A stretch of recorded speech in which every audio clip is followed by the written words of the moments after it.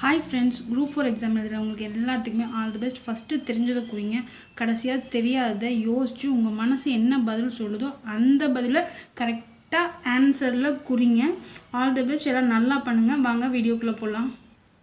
Next 21வது question, உருவக தொடருக்கு பொருந்தாத சொல்லை தேர்க. ஃபர்ஸ்ட் ஒன்று பார்த்திங்கன்னா முகமதி. இது எப்படி எழுதுவோம்னா மதிமுகம் அப்படின்னு எழுதுவோம். செகண்ட் வந்துட்டு முக மலர், இதை வந்துட்டு மலர் முகம் அப்படின்னு எழுதுவோம். தேர்ட் வந்துட்டு முகமன் அப்படின்னு என்ன அர்த்தம் அப்படின்னு பார்த்திங்கன்னா, நம்மளுக்கு ஆப்போசிட்டில் யாராவது வந்து நின்னாங்கன்னா அவங்களுக்கு மரியாதை செலுத்துகிற விதமாக நம்ம வந்துட்டு வணக்கம் சொல்லுவோம், அதுதான் முகமன்.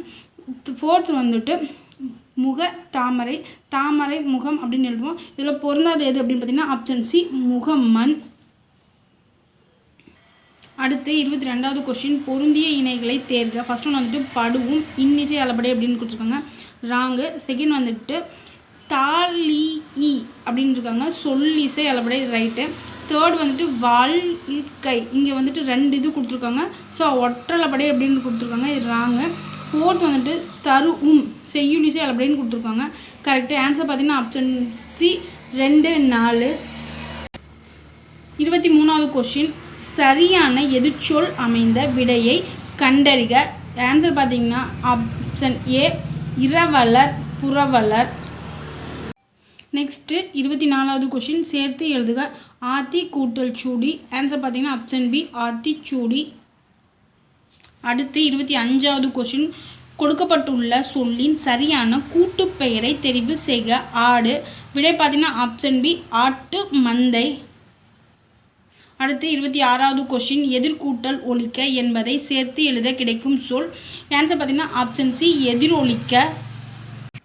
அடுத்து 27வது கொஸ்டின், பொருத்தமான பொருளை தெரிவு செய்க. கொஸ்டின் வந்துட்டு மக்கள் கரந்தை பூவை சூடி செல்வது.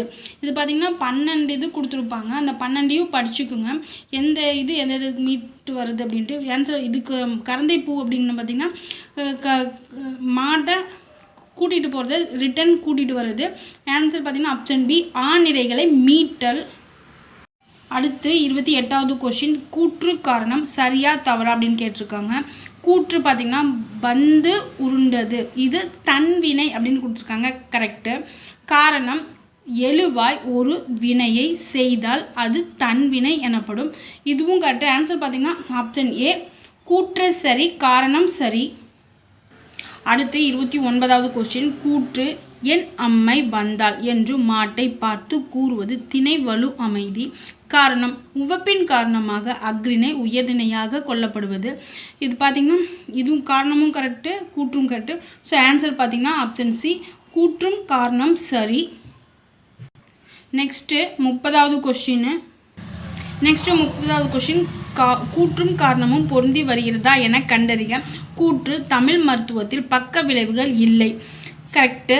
காரணம் மருந்து என்பதை உணவின் நீட்சியாக இருக்கிறது, இதுவும் கரெக்டு. ஆன்சர் பார்த்தீங்கன்னா ஆப்ஷன் சி கூற்றும் காரணமும் பொருந்துகிறது. ஃப்ரெண்ட்ஸ், இந்த மாதிரி மேக்ஸிமம் கொஷின் கேட்டாங்கன்னா கூற்று காரணம் சரி, சரியான விளக்கம் அப்படின்னு நீங்கள் குறிச்சிட்டு வந்தாவே எல்லா கொஷினுமே மேக்ஸிமம் 10ல் 8 கொஷின் கரெக்டாக இருக்கும். அடுத்து ஒரு பத்தி கொடுத்துட்டு அதிலிருந்து 5 கொஷின் கேட்டிருக்காங்க. கீழ்கண்ட பத்தியை படித்து வினாவிற்குரிய சரியான விடையை தேர்ந்தெடு. அந்த பத்தி பார்த்திங்கன்னா 1000 யானைகளை போரில் வென்ற அரசனுக்காக பாடப்படும் இலக்கிய வகை பரணி. ஓகேங்களா. ஆணை 1000 அமரிடை வென்ற மாணவனுக்கு வகுப்பது பரணி என்பது பரணியின் இலக்கணம். இவ்விலக்கியம் 96 சிற்றிலக்கிய வகைகளுள் ஒன்று. அரசர்கள் இருவருக்குமிடையேயான போரில் தோற்ற அரசனது நாட்டின் பெயரால் பரணி பாடப்படும். போருக்குரிய தெய்வமாக காளியை கருதுவர். பரணி இலக்கியங்களுள் மிக சிறந்தது கலிங்கத்து பரணி. அடுத்து ஒரு பத்தி கொடுத்து அதுலேருந்து 5 கொஷின் கேட்டிருப்பாங்க, வாங்க அந்த பத்தி படிக்கலாம். கீழ்கண்ட பத்தியை படித்து வினாவிற்குரிய சரியான விடையை தேர்ந்தெடு. இந்த பத்தி பார்த்திங்கன்னா 1000 யானைகளை போரில் வென்ற அரசனுக்காக பாடப்படும் இலக்கிய வகை பரணி. ஆணை 1000 அமரிடை வென்ற மாணவனுக்கு வகுப்பது பரணி என்பது பரணியின் இலக்கணம். இவ்விலக்கியம் 96 சிற்றிலக்கிய வகைகளுள் 1. அரசர்கள் இருவருக்கும் இடையேயான போரில் தோற்ற அரசனது நாட்டின் பெயரால் பரணி பாடப்படும். போரிற்குரிய தெய்வமாக காளியை கருதுவர். பரணி இலக்கியங்களுள் மிக சிறந்தது கலிங்கத்து பரணி.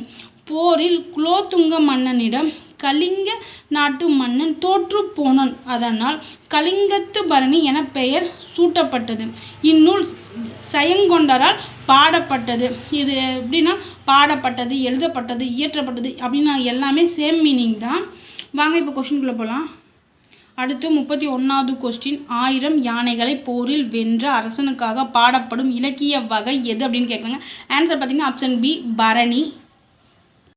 அடுத்து 32வது கொஸ்டின். போரிற்குரிய தெய்வமாக டேஸ் கருதுவர். விடை பார்த்தீங்கன்னா ஆப்ஷன் டி காளி.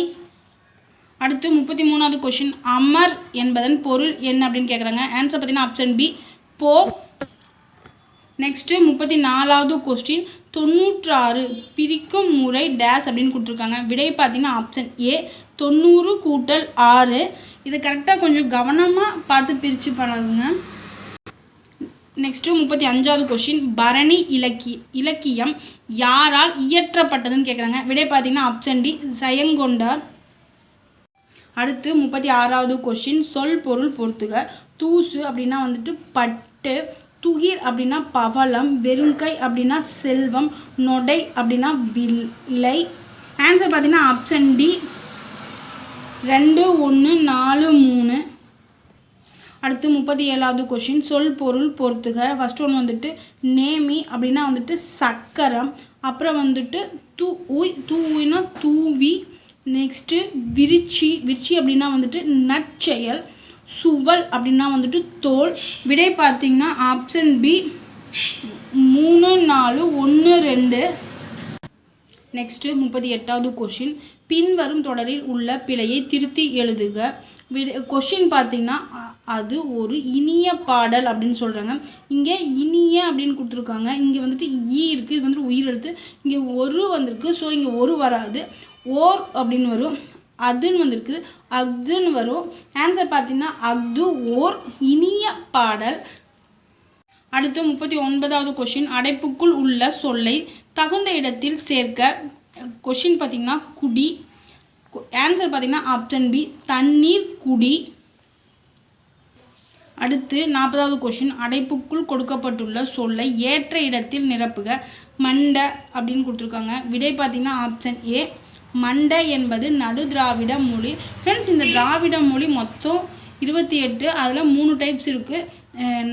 தென் திராவிட மொழி, நடு திராவிட மொழி, வட திராவிட மொழின்ட்டு ஒவ்வொன்றுமே அதனோட பேர் தெரிஞ்சு வச்சுட்டோம்னா இந்த மாதிரி எங்கேயாவது இடத்துல 1 மார்க்கில் கேட்குறப்ப அந்த கொஷினுக்கு எக்ஸாக்ட் ஆன்சர் தெரிஞ்சுக்க முடியும். ஸோ அதை தெளிவாக மனப்பாடம் பண்ணி வச்சுக்கோங்க. ஃப்ரெண்ட்ஸ், என்னோடய வீடியோ பார்த்ததுக்கு தேங்க்ஸ்.